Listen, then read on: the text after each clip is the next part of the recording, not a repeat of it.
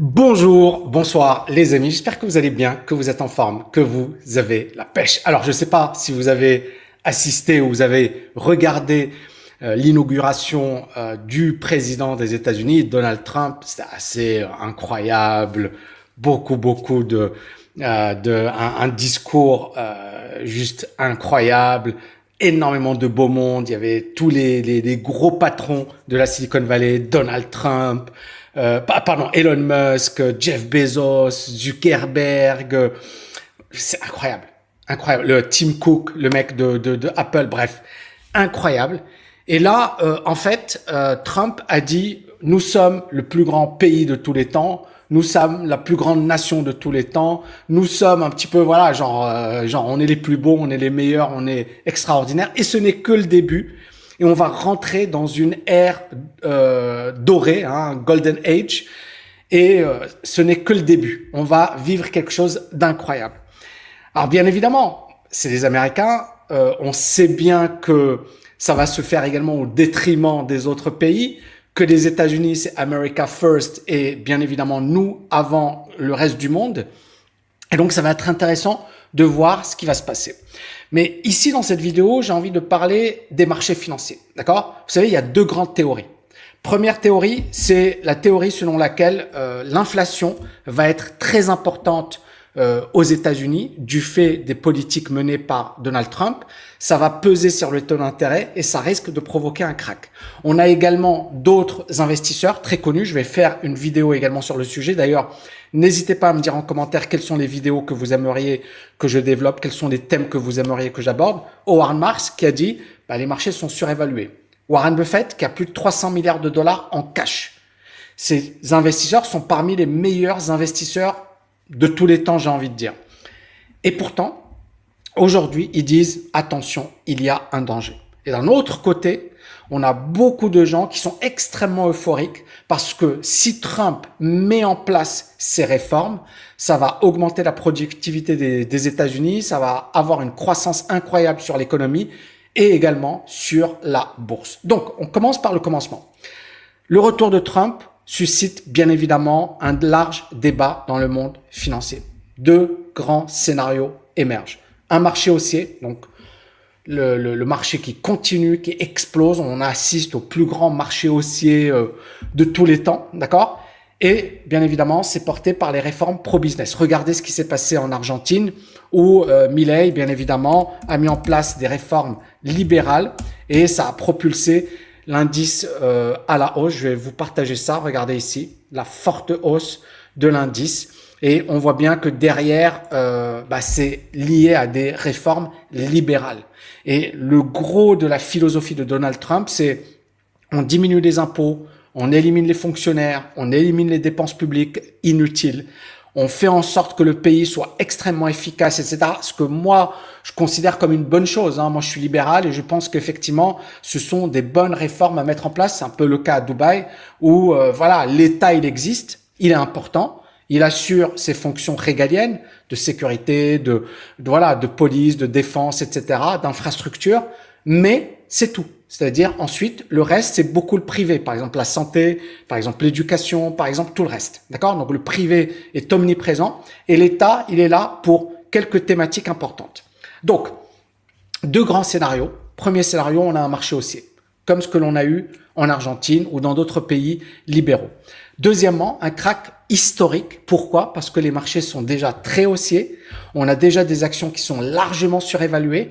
Et les politiques mises en place par Donald Trump vont entraîner la hausse de l'inflation, donc hausse des taux d'intérêt, et donc, bien évidemment, peut-être un arbitrage en faveur du cash. D'accord? On va sortir des actions et on va aller vers du cash ou vers des actifs peu risqués. Donc, notre objectif ici, c'est pas je vais pas pouvoir répondre à toutes les problématiques ici dans cette vidéo. Le but, c'est vraiment de comprendre ces deux perspectives, de savoir qu'elles ont autant de chances de se réaliser, l'une que l'autre, mais c'est important de les comprendre, d'accord? Parce qu'il y a des gens qui sont très, très euphoriques, qui sont en mode « ça ne peut que monter », etc. Et il y en a d'autres qui sont prudents. Peut-être qu'il y a un juste milieu, d'accord? Parce que moi, je considère que pour le moment, le marché est haussier, mais je n'exclus pas, bien évidemment, ce scénario d'un crack boursier. Donc, je suis haussier pour le moment, je le dis ouvertement. Maintenant, bien évidemment, on a des actions qui sont déjà largement surévaluées et donc attention à un retournement brutal. Donc scénario 1, le plus grand marché haussier de l'histoire. Pourquoi? Réforme pro-business, réduction des impôts. Pour les entreprises, augmentation des bénéfices.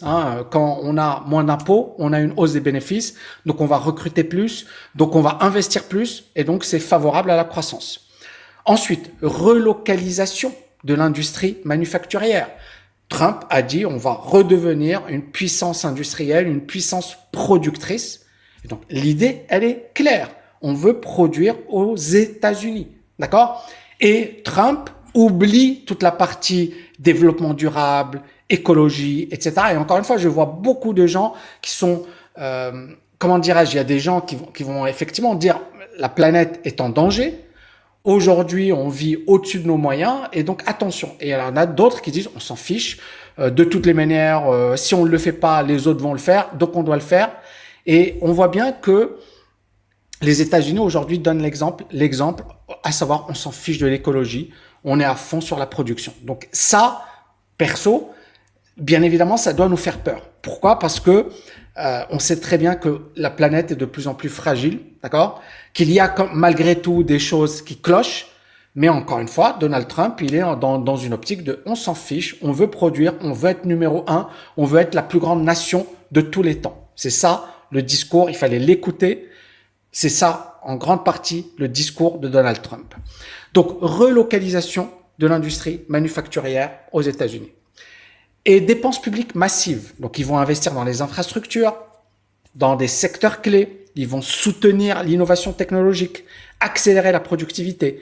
Bien évidemment, le Department of Government Efficiency, donc le fameux DOGE de Elon Musk et Ramsawamy, voilà, désolé.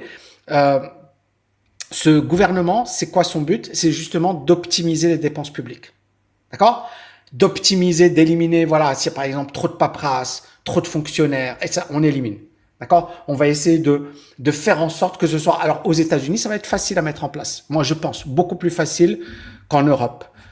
Parce que l'Europe, il y a beaucoup de pesanteur et les fonctionnaires jouent et occupent une place très importante. Par exemple, en France, c'est quasiment, moi, j'ai pas envie de dire la moitié, mais presque des gens qui travaillent. Donc, les fonctionnaires sont très importants.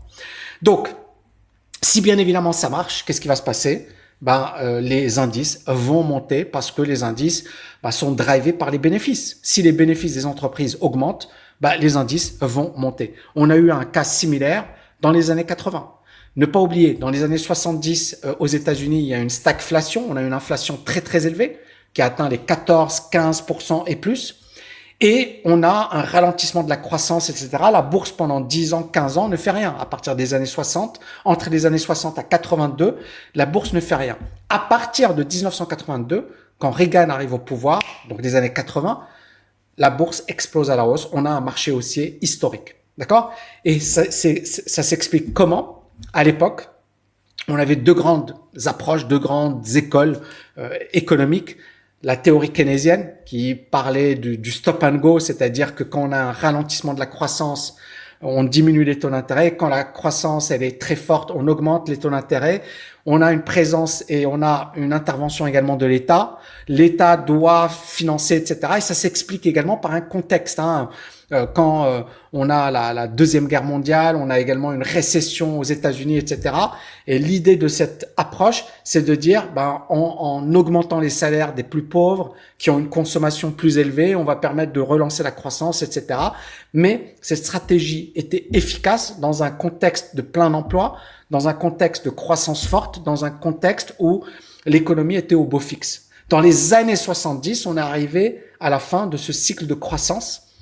Et donc, on s'est retrouvé avec une inflation très forte et avec un ralentissement de la croissance. Et c'est là où Reagan a dit, OK, ces stratégies qui étaient bonnes, ces politiques économiques qui étaient bonnes dans la période des 30 glorieuses, après la Deuxième Guerre mondiale, aujourd'hui, elles ne fonctionnent plus. Donc, il va falloir libéraliser l'économie. Et c'est là où on a eu des politiques de déréglementation. On a fait en sorte qu'il y ait moins d'impôts, la courbe de l'affaire. Au-delà d'un certain seuil, les impôts sont contre-productifs. Donc, pour pouvoir inciter les gens à produire, il faut moins d'impôts. Donc, moins d'impôts, déréglementation. Les marchés financiers sont devenus beaucoup plus importants dans les années 80. Et bien évidemment, on a eu une croissance forte entre les années 80 et les années 90. D'ailleurs, ça a donné lieu à l'Internet, ça a donné lieu à une croissance très très forte des États-Unis jusqu'au fameux crack de mars 2000 avec l'éclatement de la bulle des valeurs technologiques. Mais on a eu un marché haussier qui a duré 20 ans. D'accord? Bien le comprendre. Et donc, l'idée, elle est là. C'est refaire la même chose que ce qu'a fait Reagan dans les années 80. Donc ça, c'est la première idée, la première stratégie, la première politique et la première, comment dirais-je, le premier point. D'accord? Deuxième scénario, c'est un crack historique. Pourquoi? Parce que la bourse a déjà beaucoup monté. Il faut bien comprendre que depuis 2007, la bourse ne fait que monter. Elle peut continuer de monter, bien évidemment. Mais on est aujourd'hui dans une situation où plusieurs actions sont déjà surévaluées. Plusieurs actions, d'ailleurs, la performance des indices s'explique essentiellement par la croissance de quelques actions. Il faut bien comprendre que le SP500, 30, 40%, 37% du SP500, c'est les 10 boîtes. 10 boîtes, les 10 plus grosses boîtes représentent 37% du SP500. Quand on prend le Nasdaq, les 10 plus grosses boîtes représentent 50% de la capitalisation, le Nasdaq 100. À partir de là, on voit bien l'importance de quelques grosses boîtes, ce que l'on appelle les magnifiques 7, les 7 magnifiques. Et donc à partir de là, le risque, c'est quoi? C'est que certains gérants, Warren Buffett, Howard Marks, etc., se disent les marchés sont trop hauts, qu'on ait peut-être quelques petites mauvaises nouvelles et que les gens se disent peut-être que le marché est surévalué. On verra. Moi, pour le moment, Trump vient d'arriver. Je pense que dans un premier temps, ça va être plutôt positif, d'accord? Mais après, il faut voir comment il va gérer. Est-ce qu'il va pouvoir mettre en place ses réformes? Est-ce qu'il n'y aura pas trop de casse? Est-ce qu'il y aura des gens qui... Parce que, encore une fois, c'est vrai qu'aux États-Unis, il y a des gens qui l'adorent et il y a des gens qui le détestent, d'accord?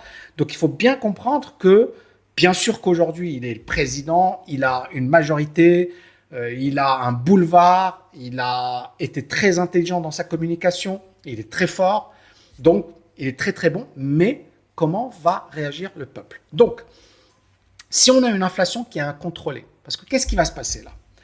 Parmi les stratégies et les politiques mises en œuvre, on va avoir une hausse des tarifs douaniers, hausse des droits de douane sur l'Europe, sur le Canada, et j'écoutais récemment Jean Chrétien, qui est un ancien Premier ministre canadien, qui disait, Trump, il se fout de notre gueule, mais il était cash, c'était intéressant son discours. Il disait, mais nous, l'énergie de New York, c'est le Canada.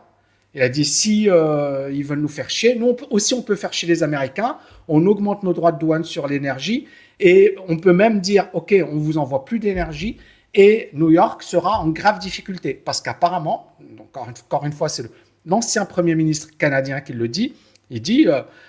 New York dépend de nous et New York, c'est quand même la capitale financière. Donc, c'est pas aussi simple que ça. D'accord? Trump, il dit oui, moi, je fais ce que je veux. Mais après, on va voir comment ça va se passer. Donc, premièrement, le risque d'inflation. C'est-à-dire, ce qu'il va faire et il va appliquer aux autres, les autres vont l'appliquer également aux États-Unis. Si, par exemple, il augmente les droits de douane sur les pays européens, les pays européens vont également dire on augmente nos droits de douane. S'il augmente les droits de douane sur la Chine va également dire, écoutez, on augmente nos droits de douane. Donc, en fait, ça va être une politique de rétorsion. Ce que l'on a eu, d'ailleurs, dans les années 20, les années 30, ça a d'ailleurs créé une grave crise. C'est les États-Unis qui ont augmenté les droits de douane à l'époque. Et à partir de là, les Européens ont augmenté leurs droits de douane. Et ensuite, ça a créé effectivement une politique où chacun s'est renfermé sur lui-même. Donc, bien évidemment, ça rappelle ce moment-là. On va voir, peut-être que le contexte a changé, que les choses sont différentes. Mais on a déjà eu cette politique dans le passé. Donc, si Trump a mal calculé l'impact des droits de douane, qu'est-ce qui risque de se passer? Une hausse de l'inflation, une augmentation du coût pour les consommateurs, parce qu'encore une fois, ce qu'il est en train de mettre en place, ça aura une répercussion dans quelques années. Ce n'est pas en 6 mois, tout va se régler. Ça va prendre plusieurs années, la politique de Trump. Et donc, si les droits de douane augmentent, donc les produits importés vont avoir des prix qui vont augmenter, et donc à partir de là, ça va créer une pression sur les prix et pour les consommateurs. Donc, dépenses publiques massives également de Trump vont également avoir une pression sur les prix. Et à partir de là, si clairement l'inflation dérape, on verra, et c'est pour ça que cette année, elle sera très importante. Qu'est-ce qu'on va avoir? La Fed qui va dire, on va augmenter les taux d'intérêt. Parce qu'on ne peut pas. Si l'inflation dérape, ça risque de partir vraiment très très rapidement. On peut se retrouver avec une inflation à 5%, 10%, 15% et plus, comme on l'a déjà eu dans le passé. Et à partir de là, ce serait une catastrophe pour les États-Unis. C'est là où, encore une fois, il y a des choses qui sont dites, c'est comment dans les faits, la stratégie de Trump va s'appliquer. Est-ce qu'il pourra l'appliquer? C'est pour ça que nous, encore une fois, moi je ne dis pas que je suis au contraire. Moi je trouve que sur certaines choses, je suis en phase, notamment la partie libéralisation, éliminer les dépenses publiques inutiles, etc. Je suis complètement en phase. Maintenant, les droits de douane, etc., ça veut dire également qu'il y aura une rétorsion. Et donc, politique monétaire restrictive, ce sera la seule manière de contrer l'inflation. Si l'inflation flambe, la Fed va augmenter les taux d'intérêt, la dette des États-Unis est déjà record, ça va peser sur les charges d'intérêt et ça risque d'avoir de graves conséquences pour les États-Unis. Augmentation également des coûts d'emprunt pour les entreprises, pour les ménages, réduction des investissements et tout ça, ça peut peser sur la croissance. Donc l'inflation va être très importante cette année. Il va falloir surveiller l'inflation étroitement, mais vraiment étroitement. Et réaction des marchés. D'ailleurs, je vais ici revenir rapidement sur le 10 ans américain. Je vais partager, voilà, ça c'est le 10 ans américain. Et le 10 ans américain, vous voyez qu'il est sur des niveaux très élevés. On va prendre un graphique mensuel et vous voyez qu'il est là, d'accord? C'est les niveaux qu'on avait atteints en 2007. C'est incroyable, c'est très très élevé. 2007, c'est quand même la précédente crise des subprimes. Donc on est sur ces niveaux. Le 10 ans américain, c'est à quel niveau, à quel taux l'État américain emprunte, d'accord? Donc on n'est pas loin des 5%. C'est très important. Alors que là, vous voyez, pendant le Covid, on était à zéro, on était à quasiment zéro. Puis là, ça flambe. Et vous voyez que là, on est sur des plus hauts historiques. Alors bien sûr, les États-Unis sont puissants aujourd'hui. Le dollar, la monnaie américaine est également puissante. Vous voyez, le dollar qui monte bien contre les autres monnaies. On voit l'euro-dollar qui baisse, on voit plein de monnaies, voilà, tout baisse. Et donc, c'est important pour nous de comprendre que les taux d'intérêt sont déjà élevés. Mais si on a plus d'inflation, les taux d'intérêt risquent de déraper. Ça permet de comprendre pourquoi les obligations sont toujours, regardez, TLT, ça c'est les obligations. Et les obligations baissent. On est revenu sur les niveaux de 2003 sur les obligations. Donc, ça veut dire qu'il y a un danger, il y a un vrai danger d'inflation. Ce n'est pas juste du blabla, on le voit concrètement sur les graphiques. Donc, réaction des marchés, si jamais l'inflation flambe, correction sévère sur les marchés actions et sur les marchés obligataires. Éventuel effondrement de secteurs vulnérables comme l'immobilier, comme les technologies, etc. Et ça nous rappelle la crise des subprimes de 2008. On a eu une faiblesse du marché immobilier qui a entraîné une crise systémique mondiale. Parce qu'encore une fois, tout est lié. D'accord? Tout est lié. Donc, l'impact des politiques également sur la croissance durable. J'en ai parlé précédemment. Mais bien sûr, Trump aujourd'hui, il dit, OK, on est focalisé sur l'augmentation de la production industrielle.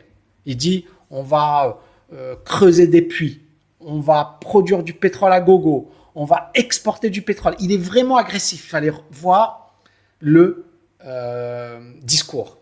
Et là, clairement, il y a une priorité qui est donnée à la croissance rapide, d'accord, au détriment de l'écologie. Contradiction également avec les principes de Trump. Alors là, c'est assez marrant. Je n'ai pas envie de dire que Elon Musk est la plus grande fraude de l'histoire. Non, ce serait méchant de ma part. Mais Elon Musk, rappelez-vous, c'était quoi son discours? C'était les voitures traditionnelles sont dépassées, elles sont dangereuses, il faut les éliminer et il faut tout mettre sur l'électrique. Trump, il dit l'inverse. Il dit qu'il faut produire des voitures, il faut de l'essence, etc. Et devant, Trump et Elon Musk étaient derrière lui. Et Musk n'a rien dit. D'accord? Et c'est assez intéressant. Donc, Musk a construit Tesla sur cette idée que l'électrique, c'était l'avenir. Trump, il dit, on s'en fiche, on va sur les énergies fossiles, on va produire à fond. Et il s'oppose indirectement à Elon Musk. Donc, c'est intéressant parce que Elon Musk n'a même pas réagi sur ça. Alors que son discours, c'était l'inverse. Rappelez-vous, hein, il y a quelques années, il ne disait pas « oui, l'électrique, c'est pourri ». Il disait « l'électrique, c'est génial ». Donc, les politiques de Trump pourraient limiter les progrès vers une économie durable. Et ça peut affecter la planète entière. Encore une fois, il y a un réel risque. On le voit, on le sent. Il y a un dérèglement climatique. Même si certaines personnes vont dire scientifiquement, moi je ne sais pas, mais en tout cas, on sent qu'il y a un vrai dérèglement climatique. Tension potentielle entre innovation technologique et priorité économique traditionnelle. D'accord ? Il y aura une vraie tension. Qu'est-ce qui pourrait provoquer l'inflation ? Déportation massive d'immigrés, d'accord ? Politique migratoire, donc il dit voilà, on veut plus d'immigrés, etc. Alors, je dis pas que c'est une mauvaise stratégie, mais sur un plan clairement inflation, ça va peser sur l'inflation. Il y a plusieurs articles qui ont été écrits sur le sujet qui montraient que l'immigration diminuer le prix du travail, le coût du travail, parce que des gens immigrés, ils vont travailler pour beaucoup moins cher. Ça favorisait également les autres travailleurs, contrairement à la pensée qui est on vole le travail des gens qui sont sur place, c'est l'inverse qui se passe. Ça crée une vraie dynamique positive. Maintenant, encore une fois, voilà, ce sont des économistes sérieux qui en ont parlé. Donc, réduction de la main-d'œuvre bon marché, augmentation des coûts de production, tension sur les secteurs à forte intensité de main-d'œuvre, notamment l'agriculture, notamment la construction, où ce sont essentiellement des immigrés qui travaillent dans ces domaines. Deuxième point, la hausse des tarifs douaniers, donc on en a parlé précédemment, dépenses publiques majeures et bien évidemment les facteurs géopolitiques, c'est-à-dire qu'est-ce qui va se passer ? Parce qu'aujourd'hui, Trump est triomphant, tout le monde est là en mode « Ouh là là, Trump, il est magnifique, il est extraordinaire ». Mais on va voir ce que ça va donner, d'accord ? Alors bien sûr, apparemment, il va négocier avec Poutine. Il a dit que, je pense, sa première visite sera en Chine. Donc, vous voyez, c'est pas rien. C'est-à-dire, il a donné un signal. On va aller visiter la Chine, on va aller rendre visite aux Chinois. Donc, c'est très, très important, mais on va voir ce que ça va donner concrètement. Alors, bien évidemment, vous savez que moi, j'adore le momentum. Pourquoi ? Parce que le momentum, ça ne ment pas, d'accord ? Les fondamentaux, vous voyez, il y a autant d'arguments en faveur d'une hausse des marchés qu'en faveur d'une baisse des marchés. Le momentum, c'est quoi ? C'est on s'en fiche des fondamentaux, même si on va les prendre en compte, mais on va se focaliser sur ce que fait le marché. Si par exemple, on vous dit cette action, elle est magnifique, mais elle s'effondre en bourse, il ne faut pas l'acheter. Si on vous dit cette action, elle est pourrie, mais elle explose en bourse, c'est intéressant pour nous, d'accord ? Donc, l'analyse technique et le momentum vont nous donner une information précieuse. Et c'est pour ça que pour moi, ça va être important d'étudier le momentum, d'accord ? D'être sur les marchés qui sont puissants, qui montent, d'accord ? Qui prouvent qu'ils sont haussiers et sortir des marchés qui sont faibles. Et ça, pour nous, ça va être très, très important et ça va permettre effectivement de compléter efficacement l'analyse fondamentale. Comme on gère, il va falloir vraiment travailler la partie tendance, utiliser une approche mixte qui combine analyse fondamentale, analyse technique et diversifier les investissements et les stratégies. Alors, conclusion, clairement, je pense qu'on va vivre une année incroyable et on va vivre des années incroyables. Ceux qui sont bons sur les marchés financiers, je pense qu'il y a des choses incroyables à faire.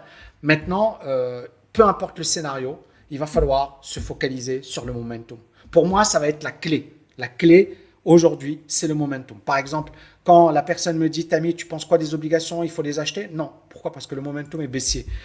Tammy, le Nasdaq, est-ce qu'il est intéressant ou il y a une bulle? Non, non. Regardez, pour le moment, on est dans un marché haussier. Par exemple, il y a un marché, l'Argentine, d'accord? Regardez l'Argentine, regardez, momentum positif. Aujourd'hui, par contre, si on prend l'Inde, Nifty 50, vous voyez, alors là, je vais prendre en hebdo. Vous voyez, en hebdo, on est plutôt dans un momentum négatif. Par contre, si on prend le Nasdaq, il est toujours en momentum positif. D'accord? Donc, l'idée, elle est là. Et idem pour la Chine. La Chine, on voit qu'il y a un momentum. On commence à se retourner. D'accord? C'est pas mal. Mais pour le moment, on est encore plutôt vendeur. Même si on commence à se retourner, vous voyez, ici. Donc, il va falloir surveiller. Mais la Chine n'est pas très puissante. Donc, vraiment insister à fond sur la partie momentum. Pour moi, il va falloir être pragmatique en 2025 et dans les prochaines années et ne pas chercher, il n'y a pas de vérité absolue. Pour ceux qui veulent aller plus loin, on a un programme juste incroyable. C'est le meilleur programme qu'on a jamais lancé au sein de notre école. LFA, donc c'est un programme qui aborde toutes les dimensions de la liberté financière. Vous avez 12 programmes, vous avez, ici. Voilà, LFA, c'est vraiment un programme exceptionnel. 12 programmes, accès à vie à la formation, 3 coachings annuels avec moi, groupe privé, 60 replays de coaching. Bon, vous avez tout ce qu'il faut pour démarrer votre liberté financière sur des bases solides. Swing Trading Mastery, programme de dingue. On a énormément de retours positifs. Et en rejoignant maintenant, vous aurez accès à un mois gratuit de TKL Markets Elite. Et UI, pour moi, c'est le programme le plus avancé qu'on a jamais créé. 316 heures de formation, toutes les dimensions de l'investissement. Ce programme, je l'ai créé justement parce que je sais qu'on rentre dans une ère de volatilité, qu'une personne qui a un petit patrimoine, elle peut se contenter de faire du DCA, ce n'est pas problématique. Une personne qui a un gros patrimoine ne peut pas se contenter de faire simplement du DCA. J'espère que vous avez aimé cette vidéo, les amis. N'oubliez pas de la liker, de la partager. Si vous avez des questions à poser, si vous voulez que j'aborde certaines thématiques, n'hésitez pas à me le mettre en commentaire. Ça me permettra d'y répondre. J'ai envie de publier plus de contenu, d'accord? Auparavant, c'est vrai que j'avais arrêté complètement de publier du contenu. J'ai envie de publier plus de contenu, de vous apporter plus de valeur, notamment sur un plan économique, macro, géopolitique, etc. Je pense que ça va être une période passionnante. Je vais partager avec vous, bien évidemment, j'ai un service dans lequel je donne mes avis, mes actions, etc. C'est TKL Markets Elite. Mais sur cette chaîne YouTube, je vais quand même essayer de travailler beaucoup le côté macroéconomique, analyse, un peu comme je l'ai fait aujourd'hui. Donc, n'hésitez pas à me poser vos questions en commentaire. Je vous dis à bientôt, les amis. Ciao, ciao, ciao.